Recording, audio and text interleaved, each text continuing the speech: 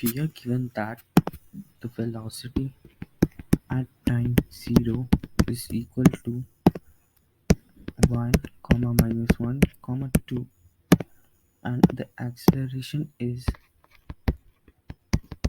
at time 0, 3, comma minus 4, comma 2. Now we know that there are always two components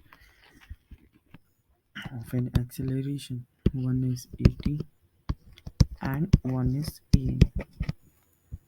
What we know about this is at is in the direction of velocity,